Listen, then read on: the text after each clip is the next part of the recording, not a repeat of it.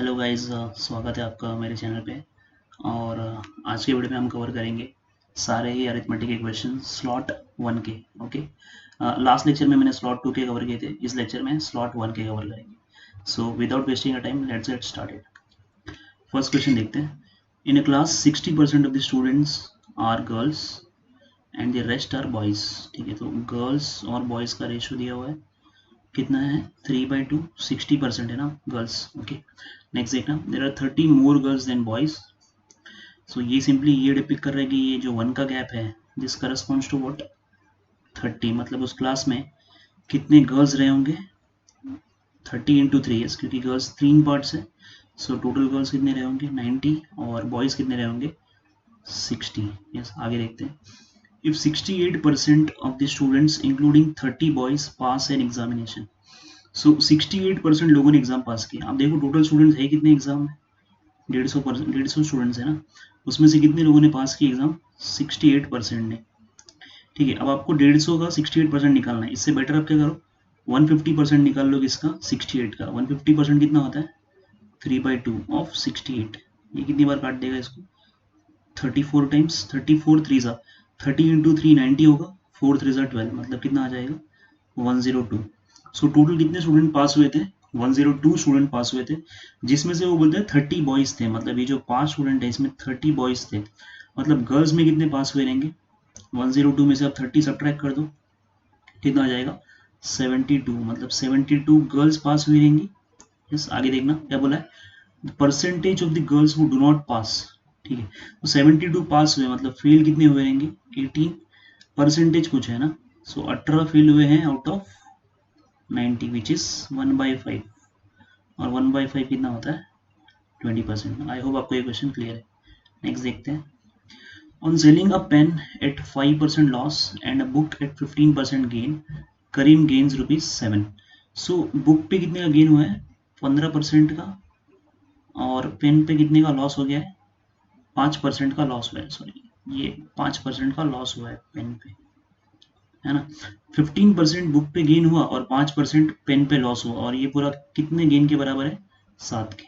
आगे देखना, if he sells the pen at 5% gain and book at 10% gain, तो उसको कितने का गेन होता है 13 रुपीज का। मतलब अगर वो 10% गेन पे बुक को बेचे और 5% गेन पे पेन को बेचे, सो ओवरऑल गेन कितना होता है 13। यस, आप इन दोनों को क्या कर लो सब्ट्रैक्ट कर लो। आपको पूछा देखो क्या cost price of a book पूछा है, कट जाएगा ये 15 और 10 कितना हो जाएगा 25% of B which is equal to 13 + 7 कितना हो जाएगा 20। 25% 1/4 होता है, 4 यहाँ पे जाएगा तो कितना हो जाएगा 20 इंटू 4 कितना आ जाएगा 80।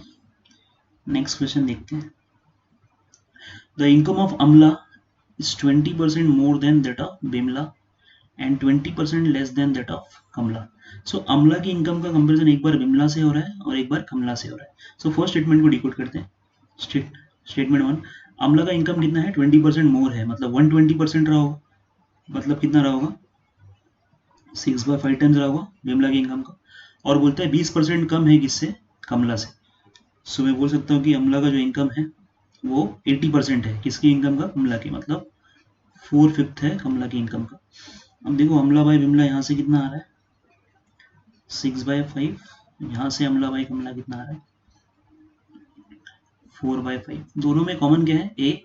सो ए को इक्वल कर लेते हैं। इक्वल करने के लिए आप क्या करोगे 6 और 4 को इक्वल बनाओगे, सो एलसीएम कितना आएगा 12 आएगा, और 4 को 12 बनाने के लिए 3 का मल्टीप्लाई करोगे।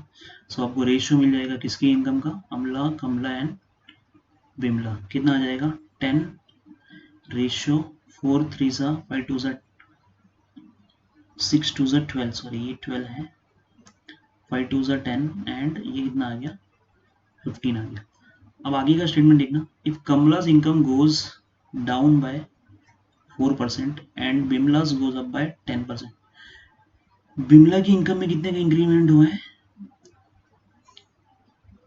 कमला की इनकम में, कमला की इनकम गोज डाउन बाय 4%। मैंने उल्टा ले लिया, ये बिमला था और ये कमला है। ठीक है, अब देखो यहाँ पे बिमला का वैल्यू 10 है ना और कमला का 15 है। ठीक है, अब देखना कमला की इनकम कितने से डिक्रीज हो गई है 4% से, यस। और बिमला की कितने से बढ़ गई है, 10% से बढ़ गई है, ठीक है। आपको बोला then percentage by which Kamala's income would exceed Bimla's income, ठीक है। सो बिमला का इनकम देखो कितना हो जाएगा, 10% बढ़ेगा तो एक बढ़ जाएगा 10 पे, और 15% 4% घट रहा है किस पे, 15 पे। 15 का 1% 0.15 है, तो 4% कितना हो जाएगा, 0.6 हो जाएगा। 0.6 घटा दो इसमें से, कितना आ जाएगा, 14.6। अब आपको बोला है कि कमला की इनकम कितनी ज्यादा है एज कम्पेयर टू बिमला की इनकम, कितनी ज्यादा दिख रही है, 3.6 ज्यादा दिख रही है ना, 3.4 आ जाएगा, 3.4 ज्यादा है। कंपेरिजन किससे हो रहा था, बिमला से, विच इज 11। सो दिख रहा है आंसर 30% से थोड़ा ज्यादा आएगा। सो इंटू 100 कर लेते हैं, कितना आ जाएगा, 340/11, 11 3 ज़ा 33, 11 1 ज़ा, सो 31 के आसपास आएगा। सो ये ऑप्शन हो जाएगा। नेक्स्ट देखते हैं, Meena scores 40% in an examination and after review even though her score is increased by 50% she fails by 35 marks. So let's suppose exam कितने मार्क्स की थी, 100x, जिसमें से कितना स्कोर किया उसने, 40x, है ना। बट रिव्यू के बाद पता चला कि उसका मार्क्स 50% कितने से बढ़ गया, 50% का उसके मार्क्स में इंक्रीमेंट हो गया। सो 40x का 50% कितना होगा, 20x, मतलब अभी कितना हो गया रहेगा, 60x। 60x मार्क्स लाने के बावजूद वो कितने से फेल हो जाती है, सी फेल्स बाय 35 मार्क्स। मतलब आप बोल सकते हैं कि अगर उसको 35 मार्क्स और आता तो वो क्या हो जाती, पास हो जाती है, और यही पासिंग मार्क्स रहा होगा। आगे देखना, if her post review score is increase by 20% she will have 7 marks more than passing marks. देखो पोस्ट रिव्यू स्कोर तो यही था ना, 60x, इसमें बोलता है कि कितने का इंक्रीमेंट हो जाए, अगर 20% का इंक्रीमेंट हो जाए तो 20% बढ़ा दो, कितना हो जाएगा, 12x बढ़ जाएगा, तो 72x आ जाएगा।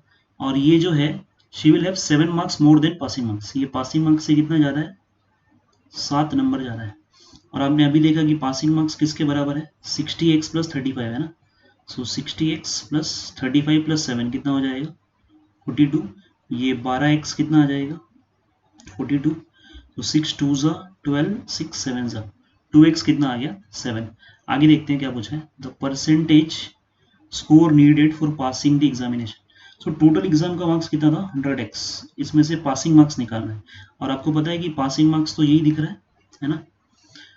तो आप इसको x में करोगे तो ज़्यादा अच्छा रहेगा, 60x तो दिख ही रहा है, 35 को मुझे x में कन्वर्ट कर लेना चाहिए। तो 7 को अगर 35 बनाना है तो किसका मल्टीप्लाई करोगे, 5 का, है ना। तो यहाँ भी 5 का मल्टीप्लाई हो जाएगा, तो कितना हो जाएगा, 10x, मतलब 60x plus 10x। Passing marks कितना था, 70x। और आपको पता है एनीथिंग आउट ऑफ 100 क्या होता है, परसेंटेज। सो नेक्स्ट क्वेश्चन देखते हैं, a chemist mixes 2 liquids 1 and 2, 1 liter of liquid 1 weighs 1 kg and 1 liter of liquid 2 weighs 800 gram, ठीक है। ये स्टेटमेंट देखना, if half litre of the mixture weighs 480 gram then the percentage of liquid 1 in the mixture, ठीक है। तो ये allegation का simple सा क्वेश्चन है। देखो जो फर्स्ट लिक्विड है उसका 1 kg ले रहा है, और सेकंड लिक्विड का 1 kg कितना वे करता है, 800 ग्राम। और मिक्सचर का जो हाफ kg है, if half litre of the mixture weighs 480 gram, so mixture का हाफ लीटर कितना वे करता है, 480 ग्राम। सो सिमिलरली अगर आप 500 ग्राम पे वर्क कर रहे हो तो आप यहाँ भी 500 ग्राम पे वर्क करोगे। सो ये जो 1 लीटर मिक्सचर था वो कितना है, 1 kg। सो आधा लीटर मिक्सचर कितना होगा, 500 ग्राम होगा। सिमिलरली जो सेकंड मिक्सचर है उसका 1 लीटर किसके इक्विवेलेंट है, 800 ग्राम के, तो आधा लीटर किसके इक्विवेलेंट होगा, 400 ग्राम के। अब हम लोग क्या करते हैं, एलिगेशन यूज कर लेते हैं। सो ये कितना आ जाएगा, 20 आ जाएगा, और ये कितना आ जाएगा, 80 आ जाएगा। मतलब रेशियो कितना आ गया, 4/1। आपको पूछा है percentage of liquid 1 in the mixture, तो दिख रहा है लिक्विड 1 कितना है, 4 है आउट ऑफ टोटल मिक्सचर कितना है, 5। 4/5 कितना परसेंट होता है, 80। नेक्स्ट देखते हैं, Amla, Beena and Gauri invest money in the ratio of 3-4-5 in fixed deposit having respective annual interest rates in the ratio of 6-5-4. Total interest आपको पूछा है कितना अर्न किया है after a year. If Beena's interest exceeds Amla's by 250, so इनके जो principal का ratio है किसके किसके, अमला, बीना एंड गौरी, कौन सी रेशियो में है, 3-4-5। और जो रेट परसेंट है वो कौन से रेशियो में है, रेट परसेंट का रेशियो है 654, ठीक है। और आपको दिया है कि जो ये इंटरेस्ट है बीना का, अमला के इंटरेस्ट से कितना ज़्यादा है, 250। देखो आपको पता है कि अगर आप सिंपल इंटरेस्ट की बात कर रहे हो तो सिंपल इंटरेस्ट में रेट क्या होता है, प्रिंसिपल इंटू रेट परसेंट, यही होता है ना, आर परसेंट ऑफ प्रिंसिपल। मतलब आप सिंपली इन दोनों का मल्टीप्लाई कर दोगे तो आपको इंटरेस्ट मिल जाएगा। कितना आ जाएगा ये 18, 5 4 ज़ा 20 और 5 4 ज़ा 20। ये फर्दर सॉल्व कर लो, 9 10 10 आ जाएगा। अब बोला जो बिमला को जो इंटरेस्ट मिल रहा है वो कितना ज़्यादा है अमला से, 250 रुपये। मतलब आप बोल सकते हो कि 1 पार्ट करस्पॉन्ड्स टू व्हाट, 250। आपको टोटल इंटरेस्ट पूछा है, टोटल इंटरेस्ट देखो तीनों का कितना पार्ट्स है, यही पार्ट्स रहा होगा, 10 10 20 और ये 29 पार्ट्स। तो 29 पार्ट्स ढूंढना है, कितना हो जाएगा, 29 इंटू 250 हो जाएगा। देखो 29 इंटू 25 जल्दी कर सकते हैं अपने मन में, 29 को आप ब्रेक कर सकते हो 25 प्लस 4 इंटू 25 में। 25 का स्क्वायर कितना होता है, 625 प्लस 100 कितना आ जाएगा, 7250, ठीक है। सो ये आंसर हो जाएगा। नेक्स्ट देखते हैं, 3 men and 8 machines can finish a job in half the time taken by 3 machines and 8 men. So 3 men और 8 machines कितना टाइम लेते हैं, आधा टाइम लेते हैं किसके कंपेयर में, 3 मशीन और 8 मैन के कंपेयर में। तो ये जो यूनिट है, जो पहली यूनिट है, वो हाफ टाइम लेती है किसी एक काम को पूरा करने में दूसरे यूनिट के कंपेयर में। मतलब आप बोल सकते हो कि जो पहली यूनिट है ये डबल एफिशिएंट है एज कम्पेयर टू ये वाली यूनिट्स। यस, ये लाइन सिंपली ये डिपिक्ट कर रहा है, ठीक है। आप देख लो इसके बाद क्या दिया है, 2 machines can finish the job in 13 days, then how many man can finish the job in 13 days. पहले इसे सिंप्लीफाई कर लेते हैं। देखो यहाँ पे 3 2 6 मशीन है और 8 मशीन है, कितना आ जाएगा, 2 मशीन आ जाएगा, और 8 2 16 माइनस 3 कितना हो जाएगा, 13 man. So machine by man के एफिशिएंसी का रेशियो कितना आ गया, 13/2। मतलब एक दिन में अगर एक मशीन 30 यूनिट काम करती है तो एक मैन कितना करेगा, 2 यूनिट। अब बोल रहे हैं 2 machines can finish the job in 13 days. So work done क्या होता है, एफिशिएंसी इनटू टाइम। तो 2 मशीन अगर लगाया तो कितने दिन में काम हो जाता है, 13 डेज में। और एक मशीन एक दिन में कितना काम करती है, 13 यूनिट। तो ये आपका टोटल वर्क हो जाएगा, है ना। अब आपको बोला है कि then how many man can finish the job in 13 days. So यही काम करने के लिए, है ना, 2 इंटू 13 काम करने के लिए कितने मैन लगेंगे। तो मुझे पता नहीं है तो मैं एक्स मैन अज्यूम कर लेता हूँ, एक्स मैन लगेंगे 13 डेज काम करने के लिए। आपको पता है एक मैन एक दिन में कितना काम कर रहा है, 2 यूनिट कर रहा है, इज इक्वल टू कितना हो जाएगा, 13 इंटू 13, ये 13 2 कट जाएगा, एक्स कितना आ जाएगा, 13। यस, सो ये थीटा क्वेश्चन था, आंसर क्या आ जाएगा, 13। At their usual efficiency level, A and B together can finish a job in 12 days. If A had worked half as efficiently as usually does, and B had worked thrice as efficiently as he usually does, the task would have been completed in 9 days. ठीक है। सो बोलते हैं A और B अगर अपने regular efficiency पे काम करें तो 12 दिन लगता है। नेक्स्ट कंडीशन दिया है कि अगर A अपनी आधी एफिशिएंसी पे काम करता है ना, और B थ्राइस एफिशिएंसी पे काम करता है, सो कितना दिन लगता है उसी काम को होने में, they would have taken 9 days. Cancel कर लो, 3 से 4 टाइम्स जाएगा, ये 3 से 3 टाइम्स जाएगा। अब ये कितना हो जाएगा, 4a minus 3a/2 is equal to कितना हो जाएगा, 9b माइनस 4b कितना हो जाएगा, 5b। सो 4 2 8 माइनस 3 कितना हो जाएगा, 5a इज इक्वल टू, ये 2 यहाँ पे जाएगा, 10b। सो a/b कितना आ गया, 2/1। मतलब अगर एक दिन में ए 2 यूनिट काम कर रहा है तो बी कितना करेगा, 1 यूनिट करेगा। तो बोल रहा है how many days would A take to finish the task if she works alone. So total work तो आपका यही है ना, टोटल वर्क फाइंड कर लेते हैं। टोटल वर्क क्या हो जाएगा, देखो यहाँ पे ए और बी एफिशिएंसी डिनोट कर रहा है ना, ए एक दिन में कितना करता है, 2 यूनिट काम, बी एक दिन में 1 यूनिट करता है, 2 और 1 कितना हो जाएगा, 3, 3 इंटू 12 कितना हो जाएगा टोटल वर्क, 36। अब इस टोटल काम को किससे करवाना था, ए से, ठीक है। ए एक दिन में कितना काम कर रहा है, 2 यूनिट, तो 36 काम करने में कितना दिन लेगा, 18, ठीक है। नेक्स्ट देखते हैं, The race of three horses, the first in a race of three horses, the first beat the second by 11 meter and the third by 90 meter.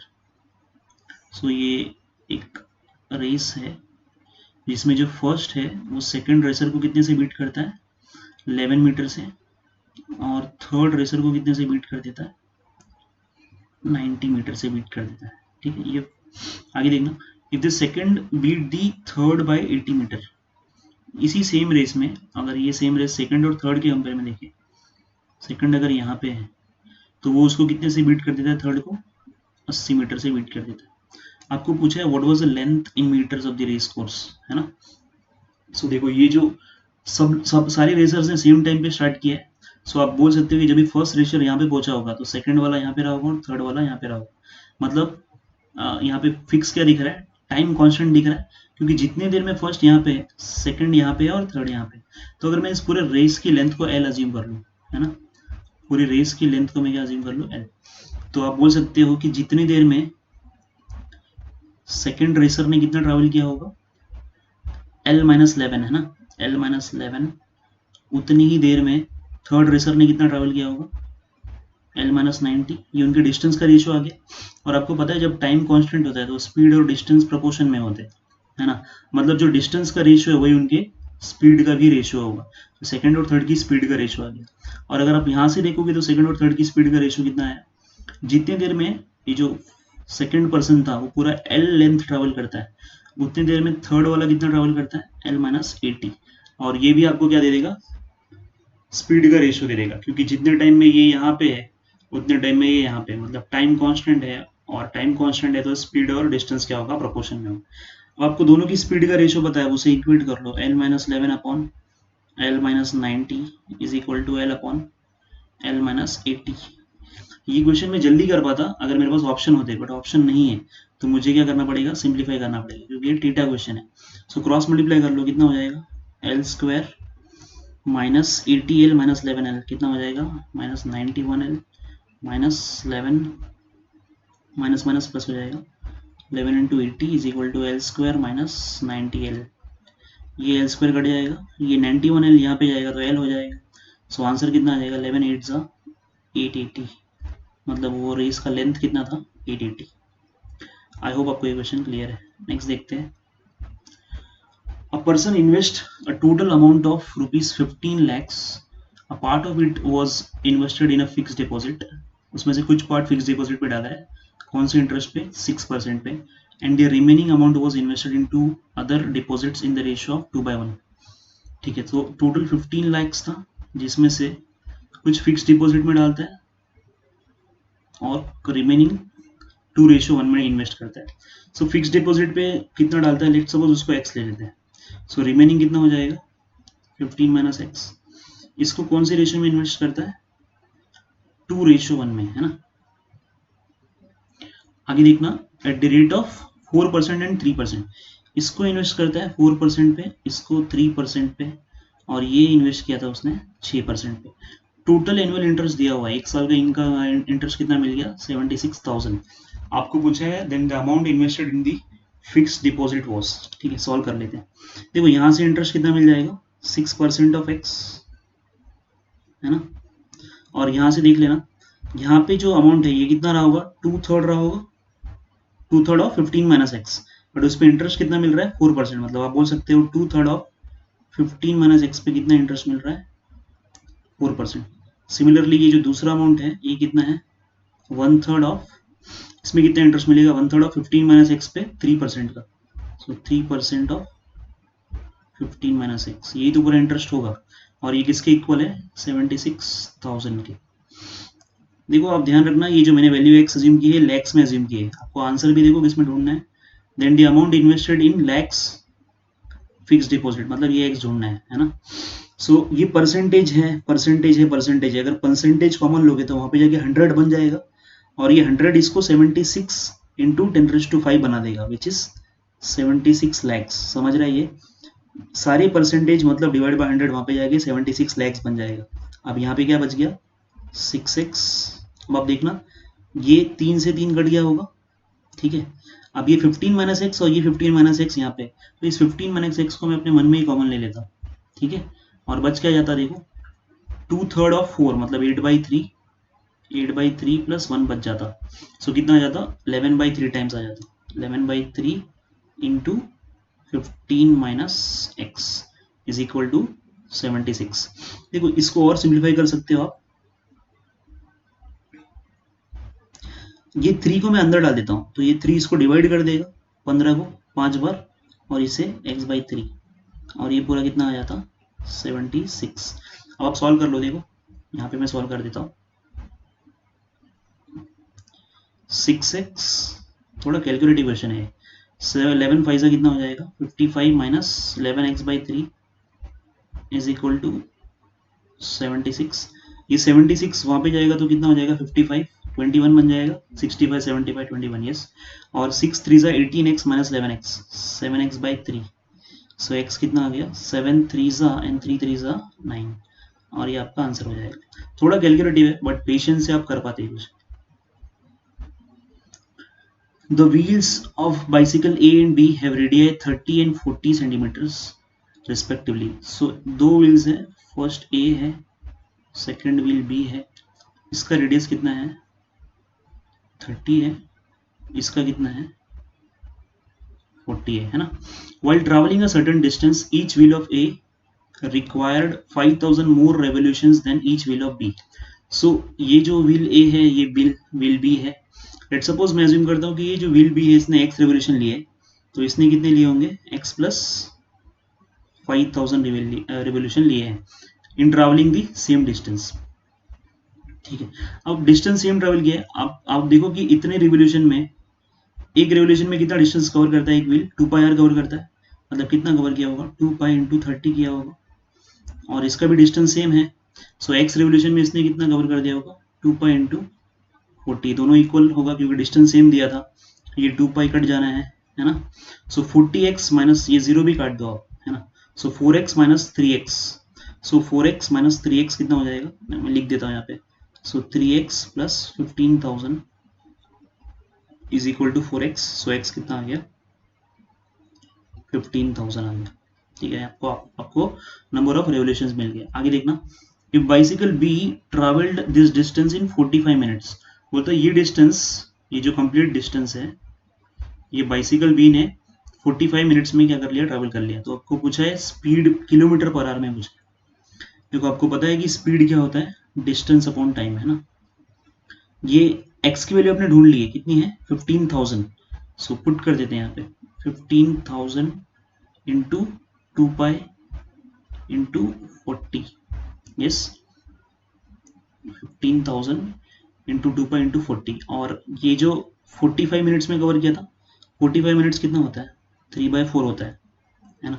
जो ऊपर का जो डिस्टेंस है आप देखोगे वो सेंटीमीटर में है ना, सेंटीमीटर को किलोमीटर में चेंज करने के लिए आप क्या करोगे 10⁵ सेंटीमीटर किसके इक्विवेलेंट होता है 1 किलोमीटर के, है ना। सो आप डिवाइड कर दोगे किससे 10⁵ से। देखो एक तो ये कि आप इसको 10⁵ से डिवाइड कर दो, बट थोड़ा अगर आप ऑप्शन देखोगे तो सब पाई के टर्म में ही है। सो बेटर है कि मैं खाली मल्टीपल ढूंढ लूँ, है ना। तो आप देखो ये 3 इसको 5 बार में काट देगा, है ना, ये 4 ऊपर जाएगा, है ना। सो 4 ऊपर चले जाएगा, तो 4 4 जा 16 2 जा 32 32 5 जा 32 5 जा कितना आ जाएगा 16, 16 का मल्टीपल आएगा, 16 का मल्टीपल कौन सा है 16 पाई है। ठीक है, नेक्स्ट देखते हैं, one can use 3 different transports which move at 10 20 and 30 km per hour respectively to reach from A to B। A से B जाना है तो 3 ट्रांसपोर्ट्स अवेलेबल है। पहला मूव करता है कौन से स्पीड पे 10 किलोमीटर पर आवर पे, दूसरा 20 किलोमीटर पर आवर पे, और तीसरा 30 किलोमीटर पर आवर पे मूव करता है। ठीक है, अब देखना, अमल टुक each mode of transport 1/3 of his total journey time, while Bimal took each mode of transport 1/3 of his total distance. The percentage by which Bimal's travel time exceeds Amal's travel time is nearest to। देखो इस question में अगर आप distance को D लेके solve करोगे तो time किल हो जाएगा आपको। तो बेटर है कि मैं एक ऐसा डिस्टेंस अज्यूम करूँ जो तीनों का मल्टीपल, किस किस का 10 किलोमीटर पर आवर का, 20 किलोमीटर पर आवर का और 30 किलोमीटर पर आवर। कितना आ जाएगा 60 किलोमीटर आ जाएगा। सो मैं क्या अज्यूम कर लेता हूँ कि ये पूरा डिस्टेंस मुझे टाइम पे वर्क करना है ना, तो मैं डिस्टेंस अज्यूम कर सकता हूँ 60 किलोमीटर आ गया। आप देखना वो क्या बोलता है, वो बोलता है कि जो फर्स्ट पर्सन है कौन, अमल, वो हर एक मोड ऑफ ट्रांसपोर्ट को 1/3 ऑफ टोटल जर्नी का उसकी पूरी जर्नी के टाइम का 1/3 हर एक मोड ऑफ ट्रांसपोर्ट से ट्रैवल करता है। सो अगर अमल की टोटल जर्नी के टाइम को मैं टी आवर्स ले लेता हूँ, सो उसने जो फर्स्ट है T/3 आवर्स ट्रैवल किया होगा इस स्पीड पे, सेकेंड T/3 आवर्स इस स्पीड पे ट्रैवल किया होगा, और थर्ड T/3 आवर्स इस स्पीड पे ट्रैवल किया होगा, क्योंकि टोटल जर्नी टाइम मैंने क्या अज्यूम कर लिया उसका टी। और आप बताना स्पीड इंटू टाइम ही तो क्या होता है, डिस्टेंस होता है ना। तो ये प्लस ये है ना, S1 T1 S2 T2 और S3 T3 ये पूरा 60 के इक्विवेलेंट होगा डिस्टेंस के। अब जब मल्टीप्लाई करोगे तो T/3 तो कॉमन आ जाएगा, और क्या हो जाएगा, ये जुड़ जाएगा 10 20 और 30, और ये पूरा किसके इक्वल आ जाएगा 60 के।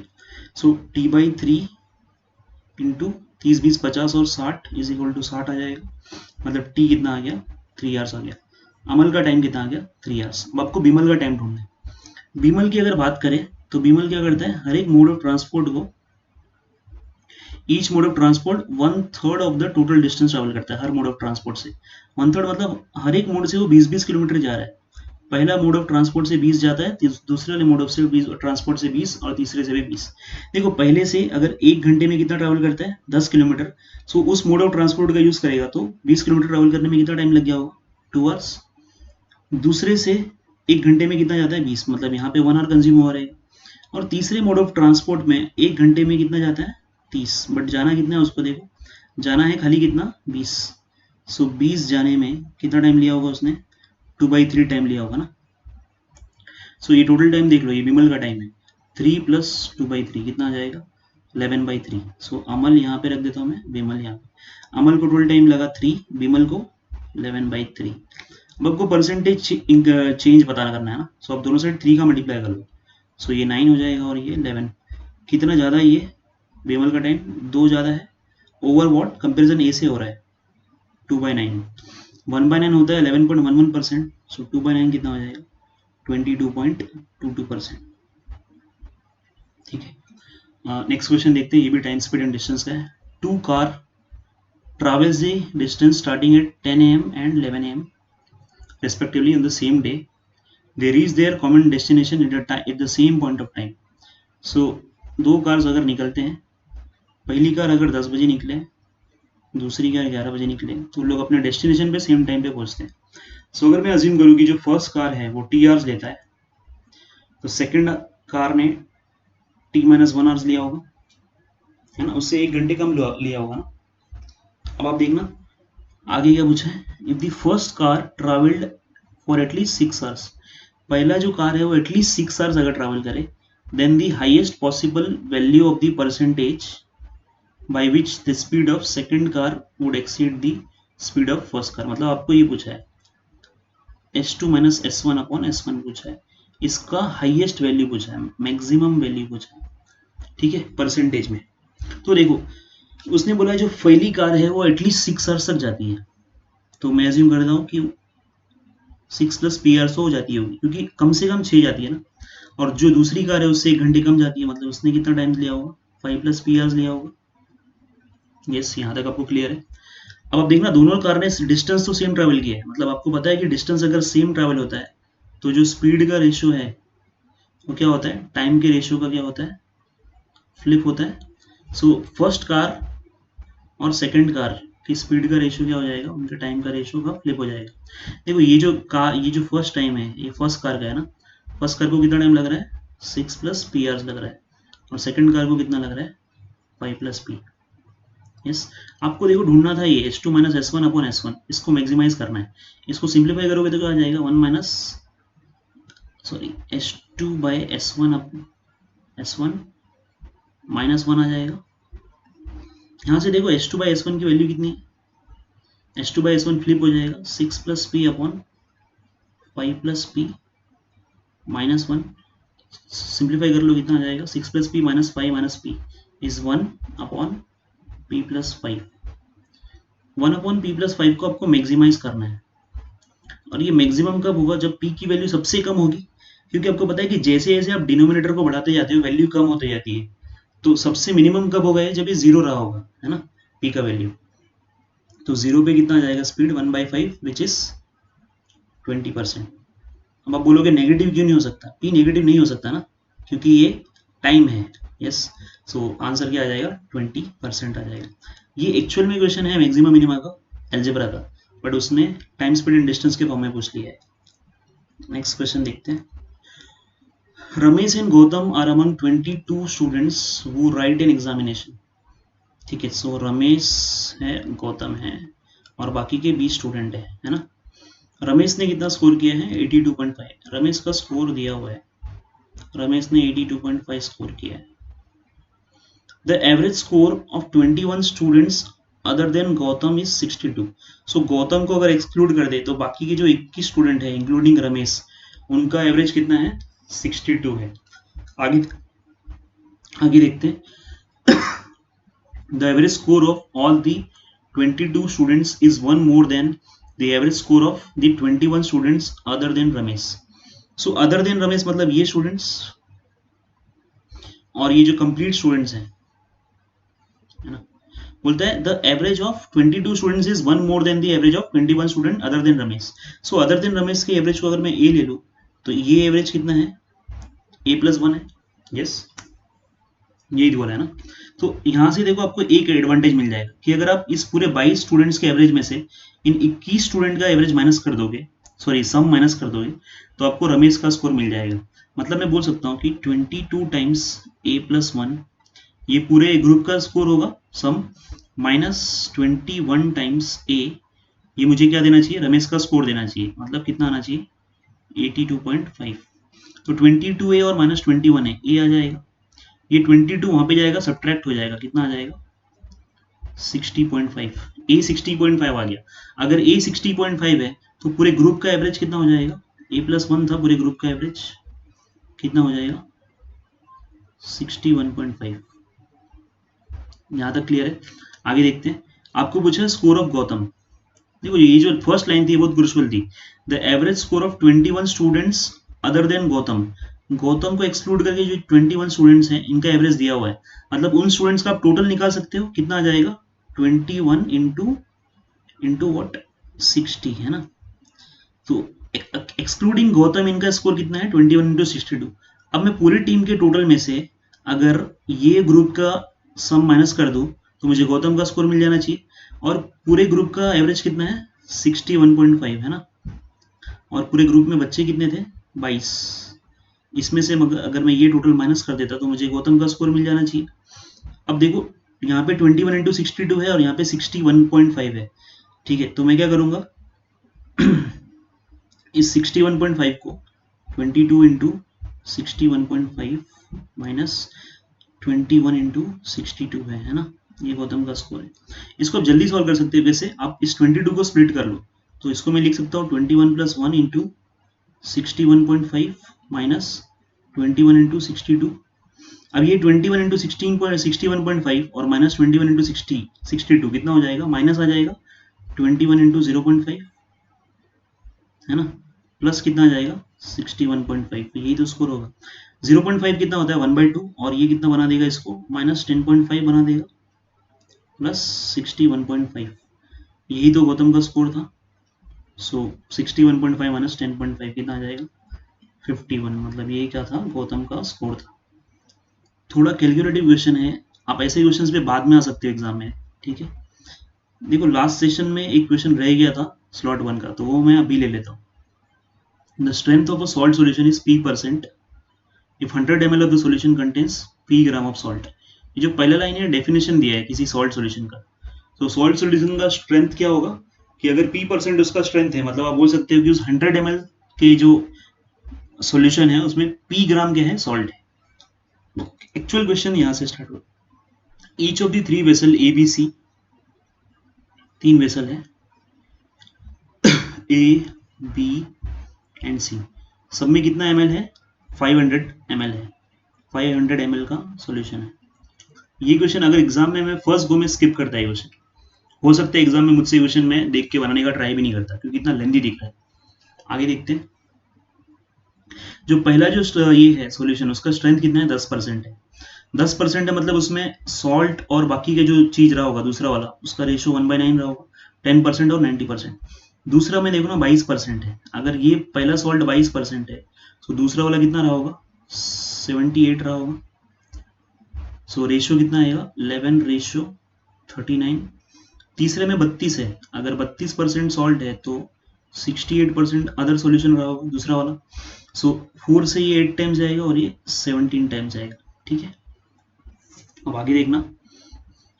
100 ml, now 100 ml solution in vessel A is transferred to vessel B, then 100 ml of the solution in vessel B is transferred to vessel C, finally 100 ml of the solution in vessel C is transferred to vessel A।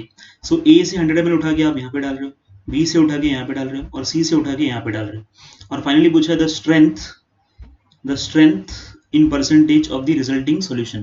तो जो resulting solution है उसका strength पूछा है। तो देखो आपको पता है कि जिस रेशियो में घुला होता है उसी रेशियो में आपका भाई सॉल्यूशन भी बाहर जाएगा।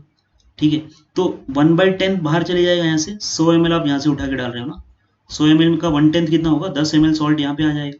यहाँ पे पहले से ही सॉल्ट कितना था वो देख लो, 22% सॉल्ट था ना पहले से, 22% कितना होगा इसका, 500 का 110 होगा, 110 सॉल्ट पहले ही था, अब 10 सॉल्ट और ऐड हो गया है, मतलब अब सॉल्ट कितना हो गया रहेगा, 120।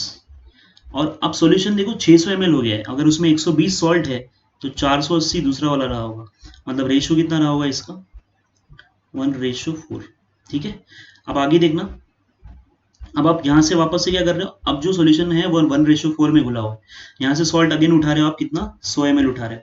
सो 1/5 उठा लो, 1/5 जाएगा बाहर किसका, 100 ml का। सो कितना आ जाएगा, 20 ml यहाँ पे आ जाएगा। अब यहाँ पे सॉल्ट पहले से ही देखो कितना था, 32% था, 500 का 32% कितना होगा, 160 होगा, है ना। सो 160 + 20 कितना आ जाएगा, 180। इसमें भी 600 ml हो गया रहेगा, मतलब ये 420 हो गया रहेगा दूसरा वाला। 6 3 और 6 7 3/7 के रेशियो में है। यहाँ से आप 100 ml उठा के यहाँ पे डाल रहे हो। देखो यहाँ पे 400 ml बचा हुआ था, उस 400 ml में सॉल्ट कितना रहा होगा, 1/10 ही रहा होगा, क्योंकि 1:9, क्योंकि आप ट्रांसफर करते हो तो सॉल्यूशन का कॉन्सेंट्रेशन चेंज नहीं होता है। सो 1/10 ऑफ 400, मतलब पहले से सॉल्ट इसमें कितना था, 40। अब देखो यहाँ से कितना आ रहा है, 100 ml निकाल के डाल रहे हो, 100 ml अगर निकालोगे तो 3/10 आएगा, 3/10 किसका, 100 ml का यहाँ से। सो कितना आ जाएगा, 40 + 30 70 ml आ जाएगा आउट ऑफ, इसका वॉल्यूम पहले से 400 ml था और 100 ml यहाँ पे डाला तो मतलब 500 आ जाएगा। तो 7/50, 7/50 इज नथिंग बट 14/100। तो उस सॉल्यूशन का कॉन्सेंट्रेशन कितना है, 14% है। ये थोड़ा लेंदी क्वेश्चन था। I hope you like this session. Okay guys, thank you so much. यहीं पे स्टॉप करते हैं।